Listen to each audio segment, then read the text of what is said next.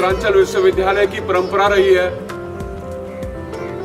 हर राष्ट्रीय त्योहारों पर और विशेष मौकों पर किसी भी कार्यक्रम का प्रारंभ करने से पहले हम सर्वप्रथम विश्वविद्यालय की इस शौर्य दीवारों पर वीर जवानों को पुष्पांजलि करते हैं।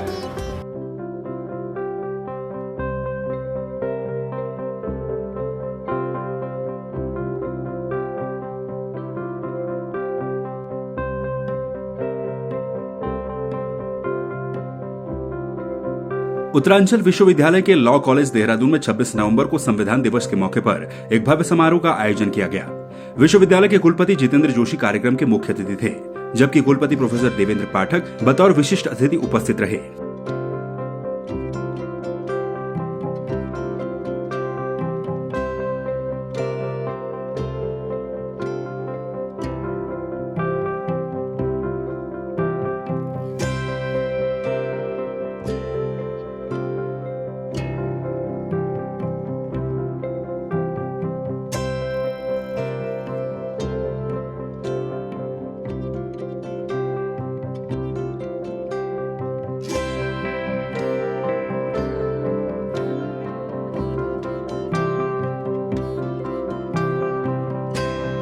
कोरोना प्रोटोकॉल और सावधानियों के साथ शिक्षकों और कर्मचारियों ने उपस्थित होकर कार्यक्रम में भागीदारी की, जबकि छात्र छात्राएं कार्यक्रम में वीडियो कॉन्फ्रेंसिंग के जरिए शामिल हुए। लंबे समय के बाद आयोजित इस प्रकार के कार्यक्रम को लेकर सभी में उत्साह देखने को मिला। कार्यक्रम का आयोजन लॉ कॉलेज के विधिक सहायता केंद्र के तत्वाधान में आयोजित किया गया, जिसमें राष्ट्रीय सेवा योजना NSS के स्वयं सेवकों का विशेष योगदान रहा।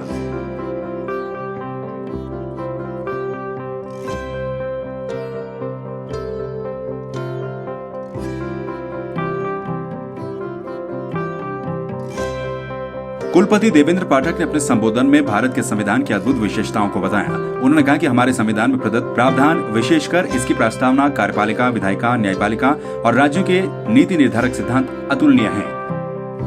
Most honourable chancellor Shri Jitendra Joshi ji, professor doctor Rajesh Bahuguna, dean law college of Dehradun, my colleagues, all deans, directors, principals, in charges of the department, HOD, and my faculty colleagues and other non-teaching staff.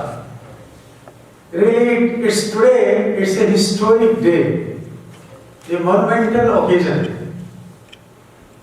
and the lead taken by Uttaranchal University, the Law College of Dehradun, really it's a rare distinction amongst many of the universities. I can claim that this system of celebrating Constitutional Day on 26th November every year, that really gives them a rare distinction. This 26th November 1949, after 2 years and a few months, our Indian Constitution, under the chairmanship of Dr. B.R. Ambedkar, who was the chairman of the drafting committee of the Constitution of India, immediately after we got independence on 15th August 1947. In September 1947, the committee was constituted, comprising so many other legal luminaries and other social leaders, and finally, after a lot of deliberations, after a lot of consultations, finally our Indian Constitution came into being on 26th November 1949, and that was adopted on that day. But it was really made operative and effective only from 26 January 1950. And on that day only, the Constitution declared India as a sovereign, independent, democratic, socialist republic in the world. Before that, India of course had got the freedom, but still the India was not a sovereign state. But the Constitution of India on 26 January 1950, it declared India to the whole of the world that this also is having the same capacity, same power, same stress which the all other, say, developed nations and developing nations of the world are there, like USA, UK, and so many other nations. My dear colleagues, this Constitution of India has some rare distinction. This is the lengthiest Constitution of the world, as you might be knowing it.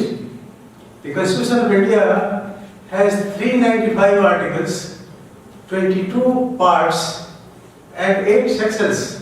But that was the picture when the Constitution was really presented to the Parliament and it was presented to the President of India, the then President Dr. Rajendra Prasad. Till date, say now at present, 448 articles are there. So many articles have been added afterwards, 22 sections, and 12 other chapters further have been added. Compared to the other constitutions, especially the United States, which is one of the mightiest states among all the states, we can say, at present also. In 1778, the Constitution of USA was introduced, was incorporated, and almost 240 or 242 years till 2020. The American Constitution is having only 7 articles, and only 27 amendments have so far been made in the American Constitution. But our Indian Constitution, the latest amendment which came in 2019, that is 104th amendment since the Constitution was adopted, and that amendment is that for last 70 years we have been giving reservation to our unprivileged SC and ST classes, that has been further extended for another 10 years. That is the 104th amendment to the Constitution. साथ ही प्रधानाध्यापक राजेश बहुगुणा ने अपने संबोधन में कहा कि संविधान दिवस को विश्वविद्यालय के छात्रों के लिए अर्थपूर्ण बनाने और उनमें सर्वश्रेष्ठ त्याग की भावना को विकसित करने के लिए हर साल ये कार्यक्रम आयोजित किया जाता है। उन्होंने कहा कि एक दिन में सर्वाधिक 1283 यूनिट रक्तदान का रिकॉर्ड भी लॉ कॉलेज देहरादून के नाम है। साथियों, आज पूरा का पूरा देश संविधान दिवस को मना रहा है,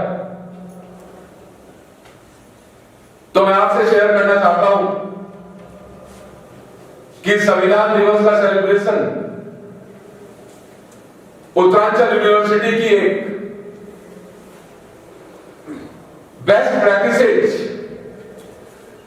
सर्वश्रेष्ठ अभ्यासों में से एक है, और इसका इतिहास उतना ही पुराना है यहां पर जितना कि यह संस्थान। यह है हमारी परंपरा। तब कहता हूं मैं इसको कि उत्तरांचल विश्वविद्यालय की जहां बहुत सारी बेस्ट प्रैक्टिसेज हैं, उनमें से एक है संविधान दिवस को मनाना। एक कार्यक्रम को ले रहा हूं जो कार्यक्रम पिछले वर्ष से प्रारंभ किया गया और उसके प्रेरणा स्रोत है भारत सरकार। यूजीसी के माध्यम से तमाम विश्वविद्यालयों से आग्रह किया गया कि वो आज के दिन संयुक्त रूप से भारत के संविधान की प्रस्तावना तो पढ़े। तब भी ये बेस्ट प्रैक्टिस भारत सरकार की हुई, और मैं आग्रह कर रहा हूं अपने तमाम साथियों से और बहुत ही विनम्रता के साथ में आदरणीय चांसलर सर और वाइस चांसलर सर से कि अपने स्थानों पर खड़े होकर के इसका पाठ करेंगे। हम भारत के लोग, भारत को एक संपूर्ण प्रभुत्व संपन्न समाजवादी पंथ निरपेक्ष लोकतंत्रात्मक गणराज्य बनाने के लिए तथा उसके समस्त नागरिकों को सामाजिक, आर्थिक और राजनीतिक न्याय, विचार, अभिव्यक्ति, विश्वास, धर्म और उपासना की स्वतंत्रता, प्रतिष्ठा और अवसर की समता प्राप्त कराने के लिए तथा उन सब में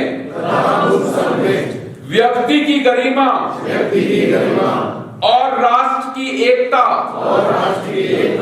और अखंडता सुनिश्चित करने वाली बंधुता बढ़ाने के लिए दृढ़ संकल्पित होकर अपनी इस संविधान सभा में आज तारीख 26 नवंबर 1949 को एदक द्वारा इस संविधान को अंगीकृत अधिनियमित और आत्मार्पित करते हैं। धन्यवाद। इस मौके पर रक्तदान शिविर का भी आयोजन किया गया। शिविर में विश्वविद्यालय के शिक्षकों और कर्मचारियों ने और विधिक सहायता केंद्र समेत एनएसएस से जुड़े छात्र छात्राओं ने बढ़ चढ़कर भागीदारी निभाई।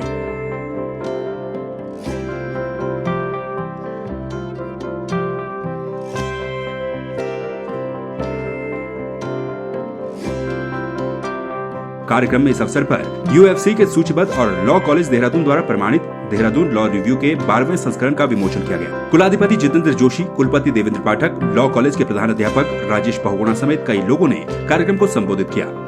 कुलाधिपति ने अपने संबोधन में आयोजन के लिए लॉ कॉलेज के विधिक सहायता केंद्र और विशेष सहयोग के लिए राष्ट्रीय सेवा योजना की सराहना की।